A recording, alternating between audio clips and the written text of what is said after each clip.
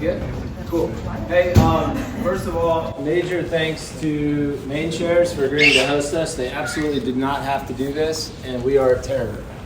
So thanks so much for allowing us to come in. You're a very convincing guy, man. It's a pleasure to host everybody. Cool, absolutely. And then these are our guests. This is Andre, Athena, and John. And I'm going to let them introduce themselves so I don't butcher it. Go ahead. Ladies first. Oh gosh, okay.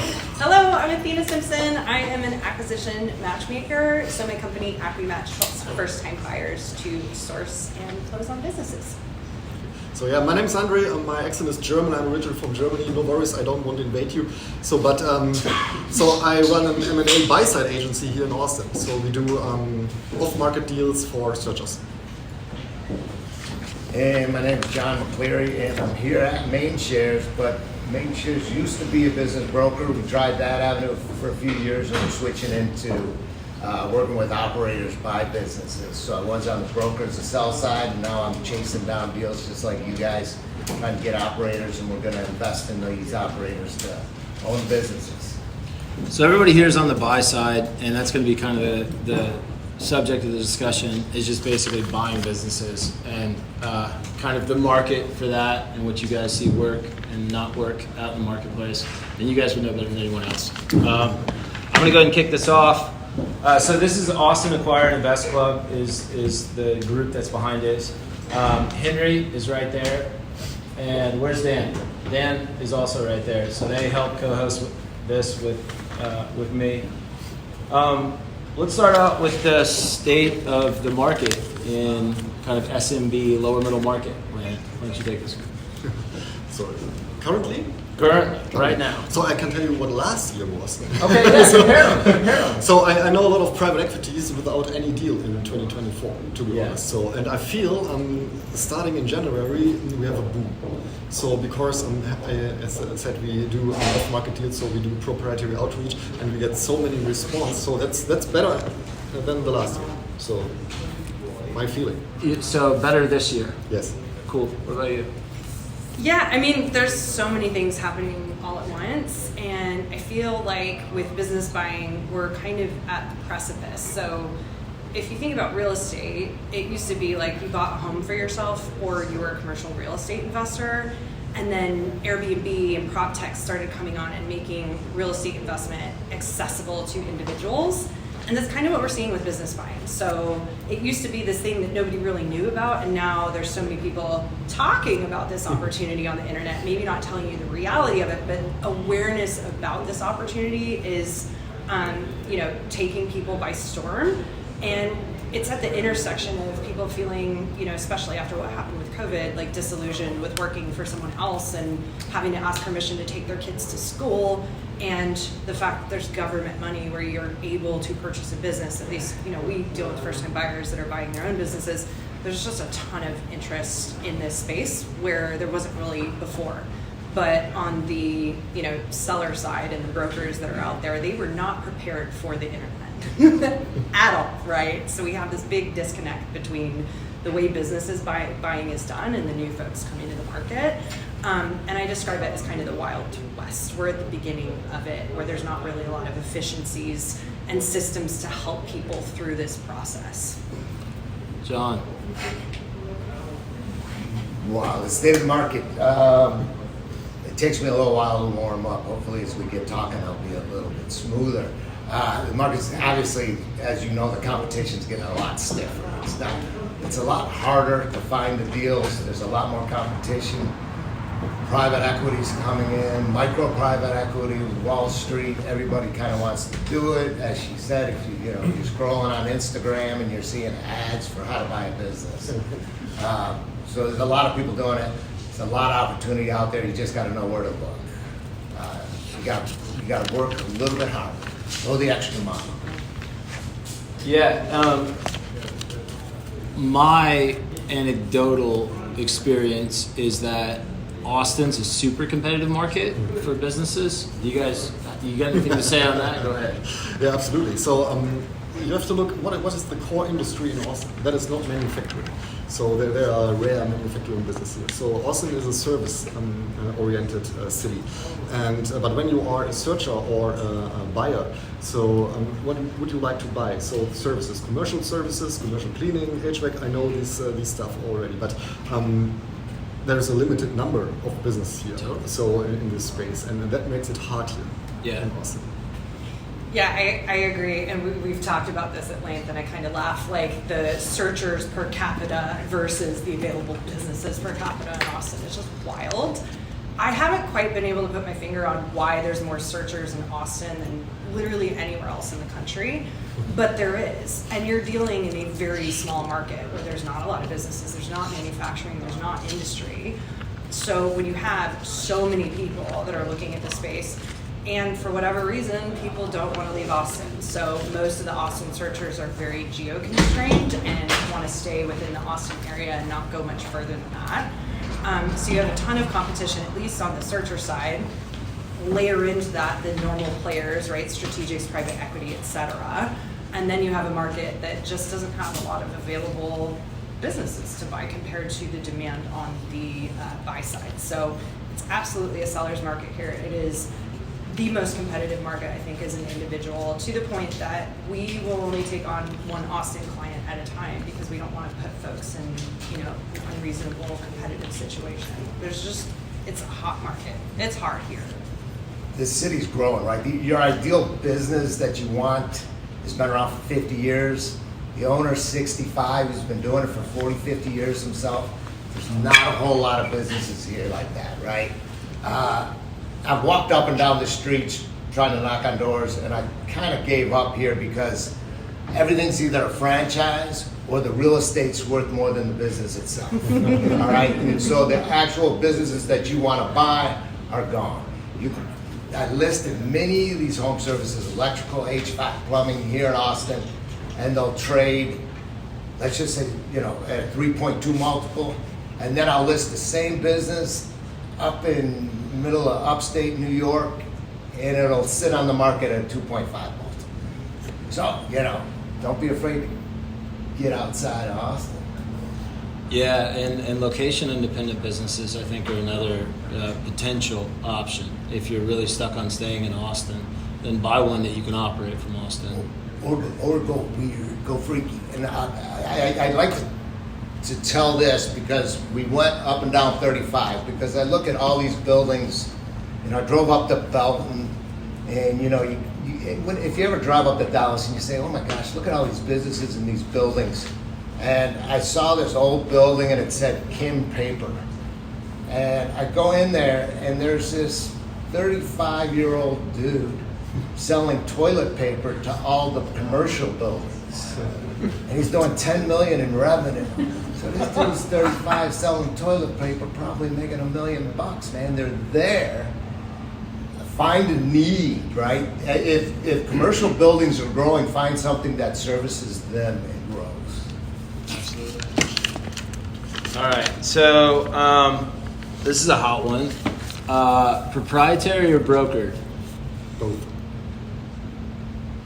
So it depends is my answer. If you're doing this on your own and you're an individual searcher doing the normal thing, and if you're doing this in and around a W-2 on market, you're going to get much more volume on market, or you hire someone to do your search for you. But doing your own off-market sourcing, trying to figure out the systems, tools, how to get people to respond to you. Also, if you're a first-time buyer, it's the blind leading the blind. So you don't know, you're learning, they're learning, right? So if you're going to be doing it on your own, you need volume. So I say on market is where you get the best volume. Obviously, I have a point of view that working with somebody that actually does on and off market sourcing that can help you find the right business is a great way to go, but we can't work with everybody.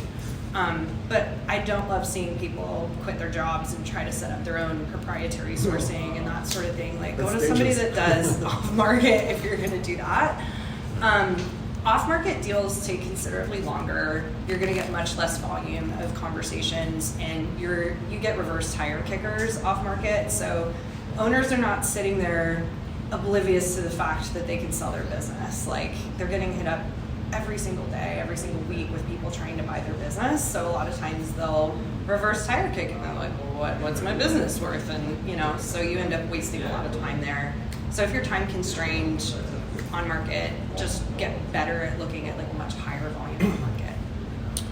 I would agree in parts. So I would say, okay, you need more channels to acquire a business. So it doesn't matter if you are W2 or whatever. So, but you have to play all channels. So we only do off market for different reasons here. But I tell everyone that is onboarding with us, hey, we are not the only channel. So you need go to the brokers, scroll through the public available list. Exclude this by sell for different reasons, but you need off-market deals and you need it personalized. So please don't use any AI and switch the button and think, yeah, passive income. That does not work. So when you are looking for HVAC or pest control, so we stay away from pest control and HVAC currently because that is overpriced and overfished this market. But so there are so many searchers in Austin here. It's a highly competitive market, and everyone is fishing in the same ocean. So be different, and you only can be different when your outreach or your message is personalized, and the owner knows, hey, this guy knows my business. I will entertain a call with them. So that's my point. So both channels. What do you got, John? Yeah, a couple things. I don't know which one to say first because I'll probably forget the other one once I start talking. But when you say proprietary versus broker, meaning use a broker to Yeah. So or when you're buy out through there, brokers? when you're out there searching, are you going to broker deals that are currently on the market, or are you going and searching for off market stuff? So this Don't limit yourself, right? I wasn't sure if you were saying should you use a broker to help because you shouldn't pay us for it. We'll be happy to find you. That's for charity. Don't limit yourself to anything. Get after anybody and everybody, whoever you see. But I was thinking, don't get so discouraged. We're talking about Austin, how difficult it is, right? But I've talked to money managers out in Taylor, Texas, and it's like the Beverly Hillbillies. Okay, these people are so rich they don't know what to do with it because Samsung came out and built a $30 billion plant. A lot of businesses out there, a lot of lumber yards, random businesses on the outskirts that have been around for a long time. So don't just focus downtown. Get outside. It's growing. Everything between here and San Antonio, the new metropolis, I should say. Yeah, I really agree with that Don't. I-35 corridor thesis. I mean, in commercial real estate, we're saying the same thing. Where there's so much growth happening there, and I think there's a lot of old, overlooked businesses in some of those smaller towns as you go down. I mean, up to and including San Marcos and Kyle and Rubin and stuff like that. The single biggest factor to deal flow is your geographic range, right? And I get people that come to me and they're like, I only want this industry and I don't want to leave more than 45 minutes from my house. I'm like, we can't help you, right? And I have a whole team behind me that are really good at sourcing on and off market. So you need to look at your deal box, what's your timeline? If you've got a couple years to buy a business, then you can be really picky in terms of geography and industry. But if you want to buy something soon, then being more flexible on some of those things. And I like to have fun with clients when I talk to them. It's like, well, okay, I get that you're geo-constrained, but is there anywhere that you would have loved to live? And if you found the perfect business for you, it would be really exciting to be able to relocate there.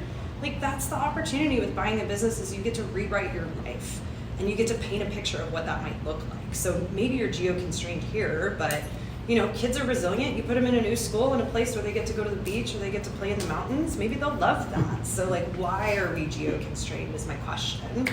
But if you are geo-constrained, just know it's going to take longer. Can I do a quick poll? How many people are searching full-time? Full-time searchers, okay. And then how many people still have a W-2 and you're searching? Okay, so half and half. So, obviously the advice that we're going to give is going to be different compared to how much time you have available and the resources you have available too. So the funniest criteria of the searcher was we could only move within 10 minutes of a Walmart. I said, okay, how can I source this? Should I scroll through Google Maps and say, I have a question back. I don't know if the forum is open for questions yet, or is it just moderated? Yeah, we'll do most of them later, but go ahead. Okay, just because on this proprietary versus off market, because obviously the notion is that off market you reportedly you can get a better deal. That's what people believe. But again, time value. but time matters, right? How long it took you to get that deal when the person was actually willing to trade, to your point, or doing reverse targeting. So I guess since you're doing both, and I know, and obviously I've talked to both of you, I know both of you, so I'm curious, in your role, since you're doing both, how much of your successful outcomes are off market versus on market? I'd say our clients are like, it's half and half right now. So we like both channels, like I don't care where the deal comes from if it's a good deal for you. So we're really like particular about making sure we understand the person, their skill sets, goals, and ambitions, and are they going to be a good fit for the business? Because we don't talk about that enough. And I could probably rattle off all of your criteria that you're looking at right now because everybody has the exact same criteria, right? Recurring revenue, owners, ready to retire. It's like revenue that's been growing year over year. I want at least 500K in EBITDA. Most of you are like 1 to 2 million. I know your criteria, right? But how are you assessing whether you are a good fit for that business or not? Because you are going to be the driving force. And no, most businesses below 5 million in EBITDA are still not going to be dependent on the owner. You're not going to put an operator in, put your family's entire livelihood on the line, put a personal guarantee on it, have someone else running your business. So are you suited to run the business? What are you suited to run? What are you going to thrive in when you look at that work environment? And so where the deal comes from, on or off market, like I don't really care, but off market, if you're a first time buyer, you are learning the process yourself and you're going to have to do a lot of sales, negotiation, and education with the seller. Seller thinks that their business is worth 10x, right? They don't understand how businesses are valued, so a broker usually breaks them down in that sense and has that initial conversation with them to understand that. But saying that, I have a client who had a 45-minute geoconstriction, 45-minute drive, who's going under offer on a HVAC business at a 3.5 minutes pool, right? Is there a Walmart? What's that? Near Walmart? Yeah, might be. It's in Florida. There's Walmarts there. So there's opportunities everywhere, I guess. Was that off market? Yeah, it was off market. But off market, you're just going to have to spend a lot more time with the seller educating them. Sure. And if you don't have somebody advising you on how to do that, chances are it's going to fall apart and lose steam. So I've seen other deal sourcing, not anyone here, but like other people that offer deal sourcing off market, and they do no advisory or support. And that's lead generation. That's not off market. Exactly. So that's a lead generation. But like, if you've not done it before and you don't know how to educate the seller on how the process works, create trust and negotiate as you're going through that, which is hard to navigate how to do all that while you're also on the other side of the negotiation table. Off market can be really hard. It's not that it can't be done though. No, but it's not true that off market deals generally are better deals. So because what happens? So when we reach out and there is a seller and say, yeah, maybe we can talk about a sale or whatever, what happens then is when we place an offer, so what does he do with the offer? So he goes to his CPA or tax advisor or whatever and asks, is that a good offer? Yeah. So then, maybe then come this discounted cash flow, all the old school stuff, and so maybe then he hires a sell-side advisor, and then you are in the same structure like on-market deals. So, but off-market deals increases the chance to close a deal. So that is my message. So that is why I said, hey, you need both channels, but better deals, maybe. John. Why do you think it increases the chance to close the deal? Yeah, you have two channels to approach targets. So the on-market deals and the off-market. If you do only on-market, so you are limited to the targets that are on the market. Plus the off-market deals, they are not on the market, so that increases the chances. All right. That's a numbers game. FAQ at the end. All right. John, you had something, man. Oh, I was just thinking because I was working with this guy who's a buyer, and she was talking about the whole checklist of EBITDA and recurring revenue. Coming from the sell side, I would not have that list that big, and I would not give that to a broker or a seller in your first 2 meetings and ask them all those questions, because most brokers are going to throw it out the window and they're not going to be bothered with it. Just kind of get to know them a little bit. Try to build a relationship before you go in for the kill. Yes. So so this feeds really nicely into my next question, which is, and each of you will answer, but in your opinion, how does a buyer stand out? It's super competitive. There's, when a broker brings something to the market, I talk to these guys all the time, and they get, they have an NDA that's signed 100 times within the first 20 minutes of bringing a deal to the market. They've got 20 IOIs within 48 hours, and so how does a buyer stand out? So I can only say what our clients, so from an off-market perspective. So you have two options to get a deal done or to get an entertainment call with the seller. So the first is you have experience in corporate America and you are searching in the area where you have experience. So that's an ideal story. So because that's a story you can tell. So hey, I'm an engineer, I'm from manufacturing, and I'm searching in manufacturing. This is perfect, cool story. So the other option is you have some skill sets, maybe sales or financial or whatever. But this skill set must be used to add value to the target that you want to acquire. If you don't have the skill set, and if you don't have, so because I talked to so many searchers and said, yeah, what are you looking? Yeah, B2B services. Yeah, what kind of B2B services? Yeah, HVAC, pest control, something with recurring revenue. So, okay, that's not focus. So you don't know the market. So the perfect example is the guy from Nashville, Tennessee. So, and he said, yeah, waste dumping, that will be cool, 1.5 million EBITDA minimum. So how many waste dumping businesses with 1.5 million EBITDA are in Nashville, Tennessee? I said, I don't know. Say, yeah, let me Google. So, and there were 10 maximum. So I said, okay, I need a week, and then we approach every target, and every target will say no, and then you are out of the business. So know your market, lower your EBITDA, and know your industry. Then your chance increase. And have money. Have your proof of funds Yeah, ready. always. Show that you have money. Show that it's real. Don't.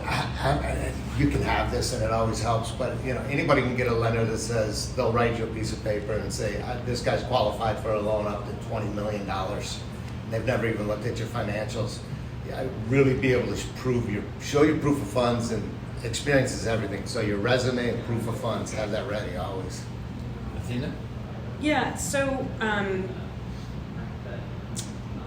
rattled off the criteria that y'all probably have, right? What people do is they go and spam brokers. They think socializing with brokers and networking with brokers and sending them their criteria makes them look serious, and then they set up their little search or investment, website that makes them look serious, and then they send IOIs without even meeting the seller. It's like you're proposing before you've gone on the first date. How do you know if that's going to be a good business for you? And also, picture, there's so much, like the reason why we use matchmaking as an analogy, because there's so many throughputs to getting into relationships that there is with business buying, right? Like you quit your job, you're looking for 2 years, you're starting to get desperate, and you're just, think of being single for a really long time. You probably reduce your criteria. I'll pass Bill off and my approach to dating. We fall in love with potential, right? So you're selling yourself on all the things you're going to be able to do to change that business to make it better instead of looking at the business it is. We do it with mates too. When you're wanting to stand out, building a relationship both with the broker and the seller and not wasting their time is the way that you stand out. So if you want to engage with brokers, then engage with them on a deal that they have, that you are qualified for, that you can get done, and that there is some story of why you would be a good owner of that business, right? Because think of Mr. Seller sitting there. They've run this business for 20 years. They've never sold before. And then they're getting put on Zoom calls where they're getting absolutely interrogated the first time they meet someone and like, why did you have a dip in your EBITDA in 2022? They don't know, right? And they're like, who are you? Who's going to stand out? The person that's absolutely grilling them, or the person that's like, hey, tell me about how you started the business. Like, how did you come up? This is so cool. Like, this is so interesting. And you can ask questions and get curious and build rapport and get the answers that you're looking for. Well, how many employees do you have? That tells you a lot. What's it kind of day-to-day looking like? Hey, gosh, it sounds like you do a lot. Do you ever take a vacation? That's going to tell you how involved they are in the business, right? So, like, build rapport. Think about it like dating. If you're the first time you meet, that's your blind date. And all you're trying to figure out is, do I like this person enough to move forward? Now, in Austin, you have the layered complexity of it being competitive, right? But we've all shot our shot, people that we were, maybe out of our league, but you can stand out by like caring about that person, building rapport, and then showing that you're serious. So with all of our clients, we have them do pre-qualification with which an amount which brokers are happy with, but they're able to show proof of funds if needed. We create an investor profile, and then we only look at businesses that make sense for them. Like we know their skill sets, backgrounds, goals, what kind of work environment that they thrive in, and we're looking at businesses, we're seeing like, can I picture them in that business? Can I see them thriving in that business? So when you're looking at businesses, look at it through that lens. Like, yeah, we want it to be financially sound and a good business, but are you going to be able to take that business where it needs to go? So we didn't rehearse any of this, but she keeps leading perfectly into my next question. So Dating? yeah, I'm good. No, it's so there should be, I suspect, and there probably is, a vetting process that you guys do with the searcher, right? Where like you walk through something to determine if the searcher is going to be worth effectively your time, or if they're even capable of closing that business. For a reason, because we only earn a success fee at the end of the day. Right. So it's a huge investment from our side to, so my guys want salary every 2 weeks. I discuss every month, but no way. So so we invest a lot of time and money, and I must make sure that there is a chance to close a deal at the end of the day. So, but let me ask you a question. Who has a website for their search here set up? And who has the menu item about us or about me? And who has the menu item investment criteria? And when you have investment criteria, so what is the difference between you and private equity? Much smaller target at the end of the day. Absolutely. So the numbers, the content is different, but the structure is the same. So from my perspective, you will run the business. Private equity won't leave their ivory tower in New York. But that's content. I want to say something different. So because I don't know if there is a WordPress template for search funders, but all the website looks the same, and so that could be something for marketing. Huh? So thank you. Can I get shares? Yeah. And but to be honest, so when you say we are not private equity, I will operate the business. Then it must look like you personal will operate the business, make it more personal. And so that's still my message. So your outreach or whatever, you are not an investor, you are not private equity, you are an operational investor, you are an active investor. So because when you reach out, so I know every one of you has a legal entity with something with capital or something with legacy or whatever. Don't do search fund in the name, please. So I have 2 clients, mistake from the past. They have search fund in their legal entity name. That's horrible, because when you reach out to a target and they read, hey, that is search fund LLC, you say, search fund, no, that's from Stanford, MBA, no experience, blah, blah. So stay different with your website. That's the beginning. What was your question? No, you went off on a tangent, but I like it. So the question is, how do you vet your clients effectively? Go ahead. We're really specific about who we can help. So we work specifically with first-time buyers who want to be business owners. They want to be in a business and driving that business forward. So that automatically eliminates folks that are thinking they're going to buy something and put an operator in and go sit on a beach while someone else runs their business. We get really behind the story and the why, and that's what drives my team. So we love financial gains, obviously, and having that autonomy over life, but for a lot of folks that come to us, like, I can't tell you how many times I hear, I don't want to ask permission to go to my son's soccer game or my kid's recital, and being able to have that autonomy over life. And most of the people that come to us have gotten to a certain point in their career where either there's a ceiling or it comes with more responsibility, more working hours, less upside, right? And then disqualifying or making a worse quality of life outside of work. And folks that come to us, to work with us, need to have money to invest in the business, because we're putting, like you said, I need to pay for my team. These relationships that we have in the industry with brokers, with lenders, with other deal team professionals. Every client that we take on, we're taking a risk and vouching for that person when we take them on and start introducing them to these folks, and we deal with these people day in, day out multiple times. So if we're taking on people that aren't serious about buying a business or are going to mess people about or aren't genuinely good people, then that affects our business and our, ability to keep doing what we're doing. So when you become a client, and Justin knows this because he's got the Austin spot now, you spend a lot of time with us and us getting to know you and making sure that it feels like a good fit and that you will be, a great operator and somebody that we can see your vision and get behind that, but also that you have the experience and capability to be a business owner, right? So if you've never led teams, if you've never worked in a small business, if you don't know how to have leadership skills, you don't have any sales skills, you really got to question, like, are you ready to jump in the seat of being a business owner? Because I know you all don't like sales, but guess whose responsibility it is to make sure the revenue is coming in the door when you're a business owner. Yeah, right? I was going to add that a lot of people think that they're getting into this from an autonomy perspective, and there's an element of truth to that. Take it from a serial entrepreneur. You're trading your boss for your clients being your boss. I absolutely guarantee you that you will have your clients being your boss. And sometimes they're a lot more demanding than the boss that you currently have. Promise. I can't remember where I heard this, but being a business owner, it's not freedom, it's flexibility. So you do get to decide if you go to your kid's recital, right? Or take the weekend off, or who you hire.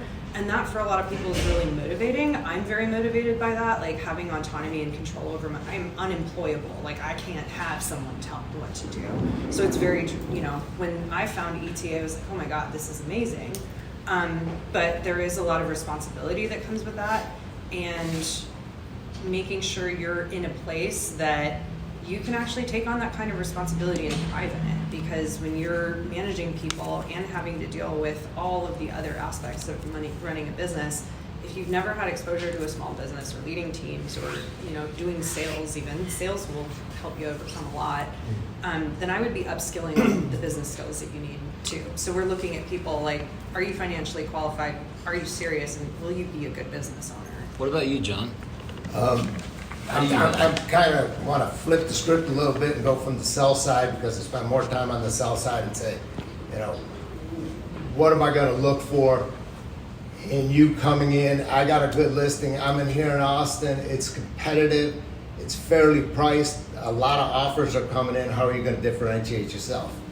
And experience for the more in-demand businesses, you got to have the licenses. And because the prices are pushing the upper limit of the SBA, the SBA wants to see experience from you so that they'll give you the loan. Because, if it's a risky loan and you're overpaying for it, and it's that DSCR is like 1.22, and, but you want it so bad, and private equity's got the money to pay it at that price, and that's who you're competing against. You got to have that experience and cater to it, and then I got to see it, or I'm going to say this guy's never going to get the loan. He's not going to qualify, right? He's just not going to pull it off. The deal's overpriced, but people are willing to pay it. You're coming in, you're SBA, you're a good guy, but you don't have the experience, you don't have the licenses, and then you're trying to buy it, and you're trying to keep the owner on for 5% ownership and keep their license, and they want to get out of Dodge, and they want their money. So experience, and look for deals, again, that maybe fit your experience, where there's less competition, where it's easier to get that loan. So I do a ton of negotiating in commercial real estate and in pure brokerage, and I represent buy side and sell side. And the things that we're always concerned with is likelihood of closing and then the price. And those are the only two things that we care about. I mean, so it's a little bit different in the sense that we're not doing the operator thing, but if you can prove to somebody that you're likely to close, I think that goes the furthest. There you go. That goes the furthest. Cool. That feeds really well into my next question, which is there a group of people that you guys meet that shouldn't be searching? You ever talk to somebody and you're like, hey, don't do it? Good question. Yes. So, Yes. so first of all, don't do research when you're fresh from college, when you have your MBA, no experience in corporate America. Skip it. Get your experience first. The second group is you don't have a financial buffer. So because the investing don't stop on closing the deal. So of course you use a loan or whatever. But then what happens on the Christmas party? So someone wants to do a Christmas party. Someone wants to drink water or coffee. And sometimes when you sleep on a Monday, on Tuesday, the salary will be deposited to the guys, and there is not enough money on the bank account. What then? So that's worst case. But you need a little bit buffer. So Cushion and experience. Yeah, absolutely. Christmas lights are good businesses, especially up north. You got a landscaping business, get a Christmas business, Christmas lights. So, Add it on, roll them up. have you ever turned someone away though? Has someone ever come to you from for buy side help that you said, hey man, you shouldn't be searching? Not that So many abruptly. All right. Can you speak in vagaries about like what made you feel that way? Wow. Who am I to judge? But there are people that you have to be committed. You got to be 100%. If you come in half-assed, you're just going to get beat. Other people are going to get the deals. If you're not committed, I don't know. Yeah. There's the obvious ones, right? Like, you know, having the financial ability to close on a deal. Now, if you're somebody that serial founder and you took your bets on your businesses, but you have amazing experience and you have people that will back you and investors that act as advisors, but it's the ability to close is the obvious one. Are you going to make a good business owner, right? So there's skills like that we can regurgitate, which are generic ones like leadership and sales and strategy and operationalizing systems and those sorts of things. But I talk about a lot of the woo and the EQ side of things. Like, I am a serial founder. I have supported thousands of startups through their journey. I have been a business consultant. I've seen insides. And that is why I take the point that I do. The person driving the business owner, dictates absolutely everything. So you got to look inside yourself and do a real audit of, do I have the ability to be a business owner? Am I fixed or growth mindset? Do I have high resilience, right? Because even if you buy an amazing business, all sorts of things are going to go wrong all the time. Do you have the ability to pick yourself up, get yourself out of bed, and solve that problem? And equally, how do you operate under fear? So if fear shuts you down and you stop doing anything, that is the death of your business, and that is a surefire way for you to get bankruptcy. If there's someone in your business that is a cancer that needs to go, are you avoiding that difficult conversation? Are you able to have that conversation and get them out and make the decisions that are hard? Are you able to negotiate, have tough conversations? So all of these things are really important as a business owner because you're going to be faced with them on a day-to-day basis. And if you're somebody that can't move through fear and take action when you need to, or when things hit the fan, which they do, or things are beneath you, right? And your ego is more important than you doing what needs to be done to fix that business. So I heard of somebody recently who, they're 6 months into the transition. They thought sales was beneath them. They outsourced it to the techs in their business, and guess what? They're not able to make the loan payments, right? Ran out of their line of credit, everything. I have another friend who's 1.5 years into his business. He's run it amazingly well. Big freeze happened, and no plumbers were available, and guess what? He had to figure out how to do the plumbing. He doesn't work on the tools or anything in his business, but he had to in that instance. I have another business owner that I love very much who's all of his employees have decided to stage a coup and start asking for more money and are, completely changing the internal thing to make it more political. And, we're in Austin, but also Texas, but they're bullying their cis white male boss, and he feels like he's held hostage in his own business, and he struggles to make the decisions he needs to do to clean that up, right? So ask yourself honestly. John's got something. I was thinking, everybody here can be a business owner. You just got to pick the right business. All right? Don't, and I won't tell anybody they can't buy a business, but I will tell somebody this business is not right for you. All right? If some guy shows up in a suit to meet a plumber, it's not going to work. What about all a right? vest? A vest okay? Well, You know, if you have that private equity vest on, and you're saying on private The equity, puffer vest? Yeah, The yeah, logo? Yeah. you know, 100%. but a lot of people wear those. You know, I met a GM today who's trying to buy a construction business, and I wore my construction business go-to outfit or something. You know, my boots and shirt and the jeans. You know, you want to fit the part. You don't want to go outside too much of your box to fit the part. It needs to be natural to a certain point. But make sure you understand who you are and what you're looking at. Anybody can do it. Anybody can buy a business. Yeah, and I agree. And to build on, I know I was putting the fear of God in y'all, but all of those things that I mentioned are skills that you can learn and overcome. Right? You can change your mindset. You can learn those skills. You can give yourself. I did stand-up comedy for a year to train myself on standing in front of fear and the worst thing happening, and it did. It bombed most nights. Right? My body didn't die, but I trained my nervous system that it was okay. So there's things you can do to overcome those things, but being honest with where you're at, and then if you're not in a good place, start doing all the other things in addition to searching that's going to set you up for success when you become a business owner. So there wasn't anyone here, but maybe 6 months ago, I had a guy walk up to me and he pitched me his deal that he had under LOI, and he said, "Hey man, we modeled it out. It's a great IRR. If we grow at 20% a year, year over year, we'll be able to return 11% to investors." I'm glad you guys laughed because, but he was serious. So I think. Can you say anything about that? What should people be expecting when they truly model these things out? What's the floor on an investment here? Yeah, so I think there is no general speed here, but so first of all, when you're looking for a business and buy a business, maybe 500,000 EBITDA. So that's it.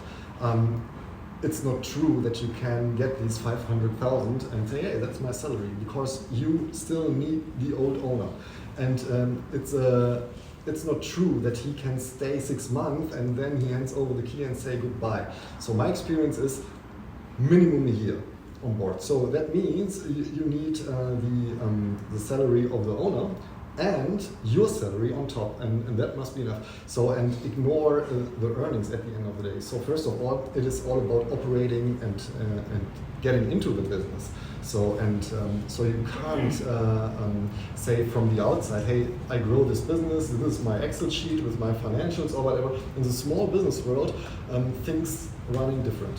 Yeah. So believe me. So there is no plan like in private equity or whatever. Sure. What do you got? I feel like we've been going in order, so Oh. do you want to go first? I have a lot to say about that, but I will pass the mic to people like to. So the example was he was assuming 20% year over Well, year. what are you looking for as far as the actual return? I mean, if you're an investor, that's one thing. If you're a business owner, I don't think you can actually look at the numbers other than you got to make sure you can make money and you can survive, right? Again, you'll look at that debt service coverage ratio. You're going to look at your loan and can you make your payments. But I think that's a metric I want to look at as somebody who's, I mean, it's important, yes, but you want to find something that you can succeed at. You want to find something that 1, 2, 3, 5 years down the road, I'm an old guy and I play pickleball. And I met another guy my age, mid-50s or something, and he just bought a rundown landscaping business because he was kind of bored for like $300,000 at the cost of the equipment, and he already started signing on contracts, and he's growing the business. It's exciting, he's into it, and he's doing it. But he didn't have any sort of set returns that he had to hit. What do you got at the end? Well, I imagine there's some folks in the room that maybe didn't follow the numbers that you threw out. So for reference, if you're doing like a real estate investment as an investor, you're probably going to be looking at around 15%, I think is about standard-ish. You'd be lucky, but sure. Okay, 10 to 15%. So on deals where you're bringing in investors and cash flowing businesses, we're seeing IRRs or investors wanting IRRs or returns of around 30%. But a 20% growth rate after you take over the business. Remember what I said about falling in love with potential of a business? What typically happens when you take it over is something called the J-curve, right? So the first 2 years that you take over that business, you should anticipate and prepare for a dip in your earnings because all sorts of things are going to happen when you take over the business. You might lose a key employee, a key customer. You're learning how to be a business owner. Some of you have never been in a small business before. Employees aren't necessarily going to like it. Maybe customers aren't going to like it. So if you anticipate and plan for a dip in your earnings in the first couple of years and or using the money that you're getting to make the investments, it's going to make the investment pay off over a long time. So it's shaped like a J, right? So you want to anticipate that it's going to go down first. And then if you're doing a good job, it's the right business for you, you have the right skill set and you're making the right decisions, then it will go up. So when you're looking at, and you will need to learn how to do financial modeling. So the lenders get very angry when people come to them and want a loan and they don't know how to do financial modeling. And what I say to them, which always makes them chuckle, I'm like, does the current owner know how to do financial modeling like that? Like, do you want someone that can run the business or can do financial modeling, right? Two different skill sets. So y'all are learning how to be a business owner and do all the M&A stuff at the same time. You're learning two skill sets at once, it's hard. The return that we look at and the way that we decide this with clients is like, what's the minimum that you need to make to be able to cover your bills, your needs, and everything to make you happy? What's the floor there? Because if you're not able to pay your bills and you're in the business, then you're going to make decisions from not a great place. So we need to know what the floor is. Then we need to know what the ideal is that you're taking home after debt service, after reinvestment. And if you're bringing in investor money, that's a whole other topic that I'm assuming most people are looking for themselves. You're going to be buying your own business and looking for the return there. So you want to be honest with yourself about what's the minimum amount of money that I can live on. And when I look at the numbers, when I look at the projections, am I forecasting that there is going to be a dip after I take over, potentially for the first 2 years? Am I going to be able to survive that, pay my bills, and cover the debt and reinvest in the business to bring it back up?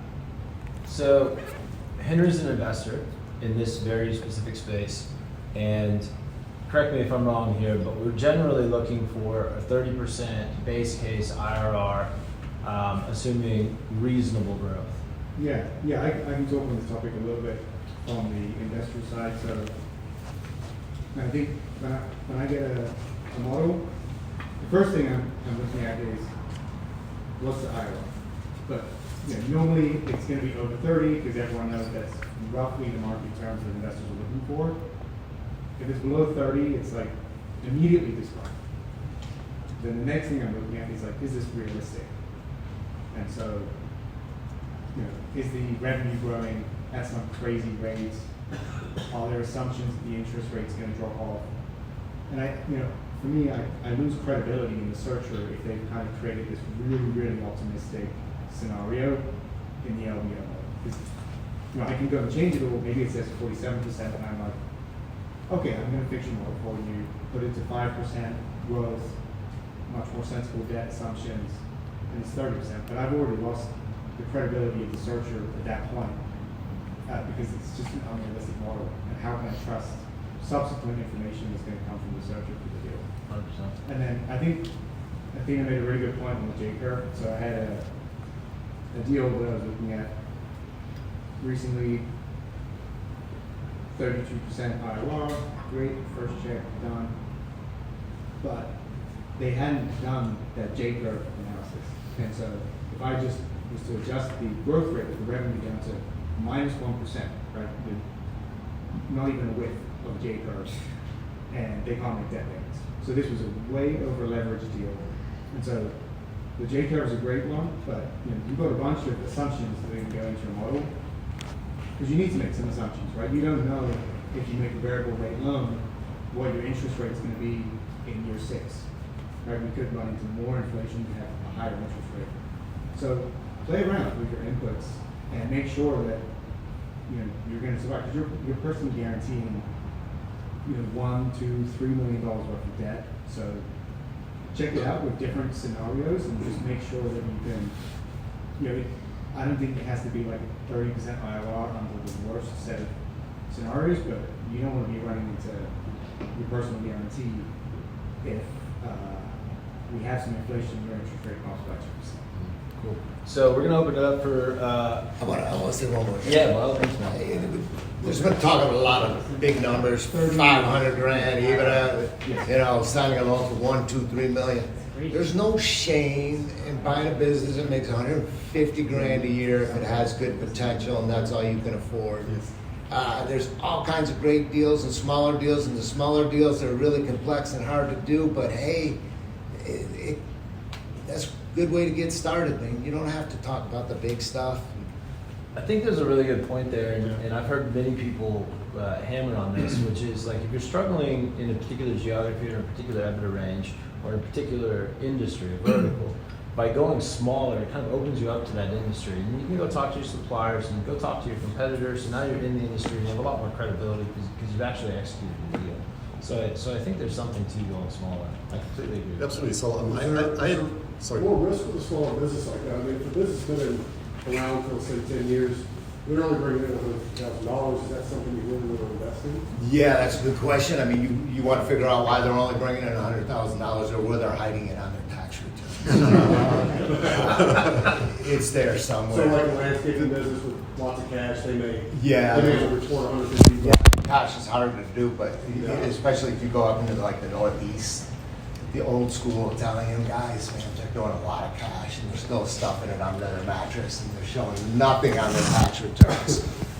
Which means that because they've shown nothing on their tax returns, they can't get a buyer for their price, which means nobody can get an SBA loan for their price. So the price is going to come down, and you're buying it on a cheap. If they haven't had the foresight to start cleaning up their taxes 3 years in advance, you can get a deal in there. I mean, barring other illegal activities, it seems like the company's been around for a while, and they're only making $150,000 or $200,000 a year. It seems like I could just go I could start that business. Yeah, I mean, maybe I'm showing my age where 150 grand is a lot of money. I guess what I'm saying is, don't necessarily say you have to have a big number. Everybody wants to talk about, I'm looking for $1 million EBITDA, I'm looking for 500K EBITDA. I don't know, maybe widen your range. I look around here and I don't know who can afford what or who wants what, but there's a lot of You can set up a roll-up strategy. So when you buy it for you get one, you get so why not buy success, two? take it up. Well, but without a roll-up, even you can grow a business like that, actually. So I just want to give an example. I was with someone in Atlanta a few weeks ago. This person 6 years ago bought a business. It's a commercial heating and HVAC, commercial heating business for $350,000 in SDE at the time. In 6 years, he has a personal plane now. The guy has a personal plane. He's managing ovens at Publix, which is the grocery store, the grocery stores all across Atlanta, South Florida, in 6 years. So you can grow a small business too. I've sold a lot of businesses to this guy who owns Blue Ribbon, and I don't know if you've seen their trucks around. He's come in here, Patrick Pullen, and I sold a lot of these $300,000, $400,000, $500,000 business owners, just scooping them up. Now he's buying cash, but he's getting value in these things, and he's got his own model, and he's just buying them just like crazy. There's exceptions to every rule, but as somebody that's been inside and supported a lot of business owners, buying small is just giving yourself a lot of work, and if somebody's been doing it for 20 years and the max they've been able to get themselves is 150K, you have to question whether you are actually going to be able to do better than they did doing it for 20 years. And I know we're all like, we're going to go in there and prove it and like modernize it and la la la la la. It's like they have all of that experience and only got it to a certain point. So is there, when you're looking small, there is, in my opinion, more risk, but more risk that you're not going to be able to grow it if they weren't able to do that. But again, there's exceptions to every single, scenario, and we can pull a case or an example. Yeah, that's a rare thing, of course. Where somebody's made it work. I'm not looking that small, to be clear. What you got, man? I'm just making the point. Well, that begs the question, and I'm curious from the panel, is that adage around bigger bigger businesses by nature are more insulated or safer. That kind of thing. I've heard that spouted quite a bit, just because of the employee count or the layers of protection. If you have a 3-employee company and one leaves, there goes a third of your workforce versus 20 and one leaves. That kind of thing. What do you guys think about that? Bigger in what sense? Well, like buying $1 million EBITDA versus 150,000. Well, that's also not necessarily a there's proxy a reason why for- multiples. There's a reason why multiples go higher. up. The bigger the business gets, because it's safer. Yeah. So you're paying a higher multiple for more security. You want to take on more risk? Go for the smaller one. You'll get a lower multiple, but it's risky. Greater chance of going out of business, right? I don't know. There's also an important kind of caveat there that EBITDA is not always a perfect proxy for the size or the scale of the business. Sure. You can have very large manufacturing firms that have very loyal customer bases and long-term contracts that are doing $750K in EBITDA a year, and that's a business. That's a real business. And you can have two-person shops that are cranking out $5 million in EBITDA. Hell, I looked at one the other day that was $3 million in EBITDA. It was 4 people. So there's different proxies for that. And EBITDA is not always a great one for security and stability of the company. I think that all kind of layers into the point that it depends, right? Like every business that you look at is going to have risk factors. So learning what actually goes into determining a multiple, it's not just the amount of money, right? It's the risk. It's looking at all of the components and factors and characteristics of a business, right? And assessing what the risk is and what you need to account for, and looking at is this something that I have the skill set or ability to know how to overcome or change that, or am I tolerant of that kind of risk? So if there's only one salesperson and that's what you've been doing your whole life, that's a different risk for you than somebody that's never done sales before. We got time for a couple more questions here. Just a question more on theme rather than the actual practice of search.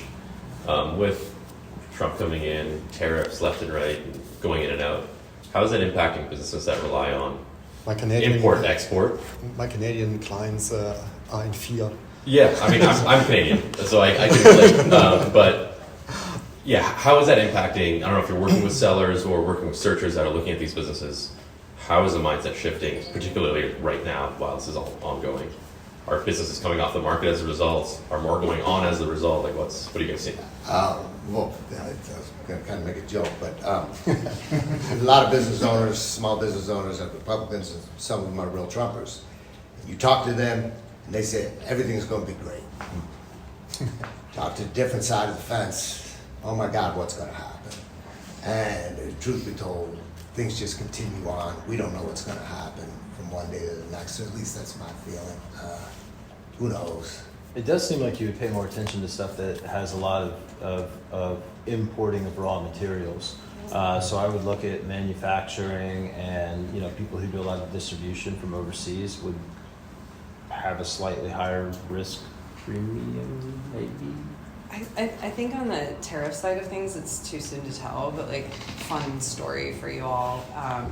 I had, when I was going through the process of onboarding a new client, and it was right after Trump got elected, and they weren't a fan of Trump, and that they were potentially delaying their search because they were so worried about what was going to happen. And their exact example was, well, what if he starts deporting a bunch of people, and it's a business that needs these kinds of workers? And I was like, well, good luck getting an SBA loan if you have a bunch of illegal workers in a business, right? Yeah, he might do that, but also if you're using SBA and there's going to be a bunch of scrutiny on the business, and you're looking at the business with advisors, with the right deal team, then those sorts of things aren't a factor. And I use that example because politics and the media are intentionally polarizing to freeze you into not taking action, because you are a threat when you are taking action, autonomous and the master of your own destiny. So it is much easier to control people when you use fear and you get them pitted against each other.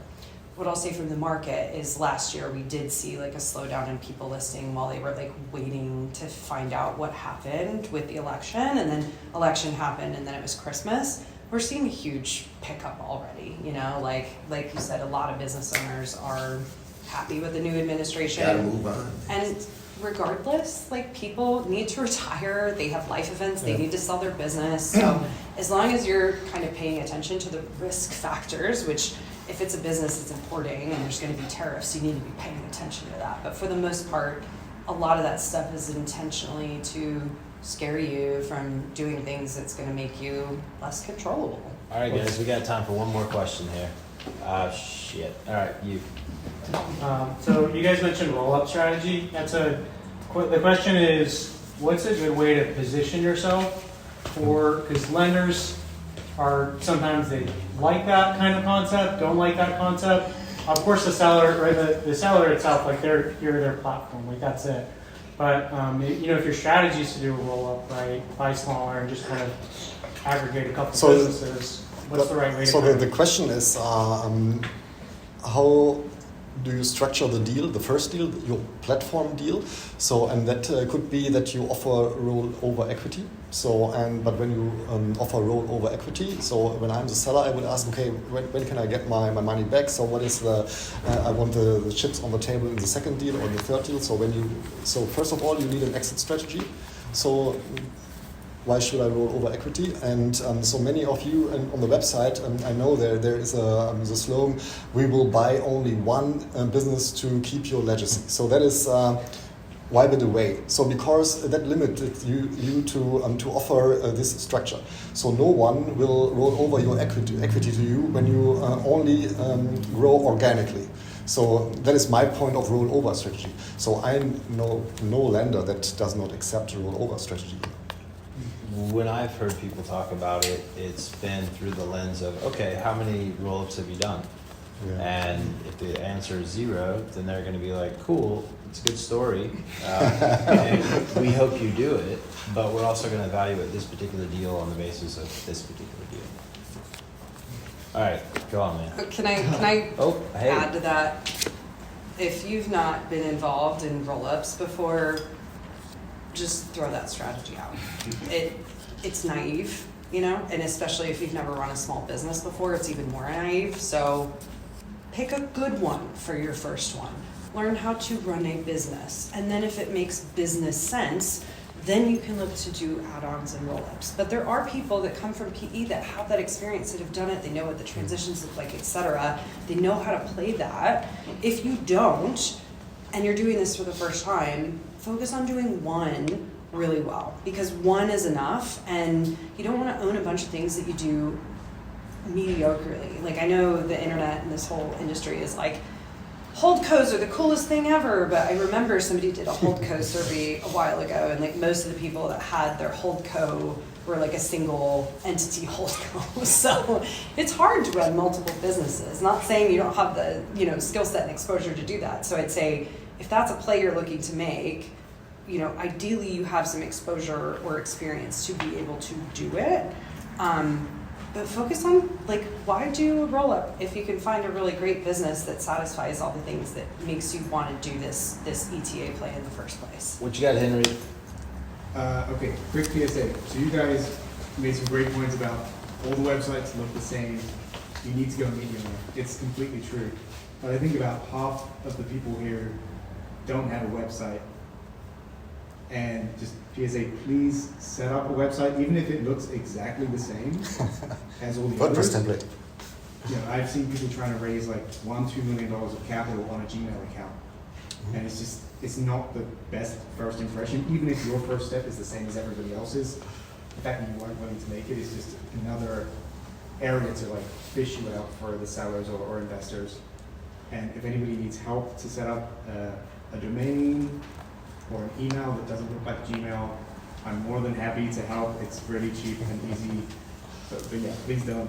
And a little joke to add on to that. And if you're looking to buy a business, if you find somebody with an AOL.com, buy it. Get after buy that business. 100%. He's right. We've got a joke in commercial real estate. The biggest guys, the guys that have the biggest portfolio have a Hotmail account. So as soon as you see that come in, jump on it. All right, guys. Hey, we got to be respectful of Mainshares' time here. Thank you guys so much, Mainshares. Hey, we're gonna let Mainshares give their pitch because they're here. Everybody needs to know what Mainshares does. Do a quick mention for next month. Next month at Flippa, the conversation is going to be around location-independent businesses, which may matter to some of you guys here. That's March Second Thursday of March, whatever that is. Second Thursday of March, 6 p.m. All right, cool. Now Mainshares. Awesome. Thanks y'all for coming out tonight. My name is Scott Brownlee, and I'm the head of growth and partnerships for Mainshares. We're really glad you're in the space. We'll be doing events like this throughout the year. We'll definitely get the invites out to y'all. We'd love to host y'all, talk about deals. John here might not brag too much, but he is a deal hunter. He's one of a core team we have that helps people find deals. But I think what you'll find with us is that we care the most about helping y'all become a good operator, become a good owner, become the type of owner that a seller will want to sell to. And we do that through the Operator Network. It's an online platform and community. You can apply on our website. It's really easy to do. I won't hard sell you. I'll just say go to our website, mainshares.com, check it out. If you're looking to acquire business in the next 12 months, our signature program, our operator accelerator is called Forge. We run a quarter to quarter. You're already here in Austin, so you don't even have to hop on a plane. We take 20 folks who are looking to buy and build in the next year. We got folks like John out there hunting, trying to match them to deals, but we're also helping them think about what that transition to ownership looks like. And it's a really hard transition, right? The holdcos, the private equity, there's a lot of sexy terms out there, but the reality is you'll be the head of people, you'll be the head of marketing, you'll be the head of everything. That's a big challenge, and you want to do that not necessarily by yourself. And I think our Operator Network community and Forge is designed to give you a community that you can survive that struggle that you're about to go through with. Happy to talk more about what we do over at Kelly's, where we will there's the site. You can check it out on our website, it's on there. But hope you'll join us at Kelly's Irish Pub after the event. John will be there slinging great advice. Used to be a broker himself, and so as you start to navigate this broker space, no one better to tell stories and hopefully get some advice from. So really appreciate meeting y'all. Again, Scott Brownlee, happy to chat more. Have a good rest of your night. We'll see you at Kelly's. Thanks, guys.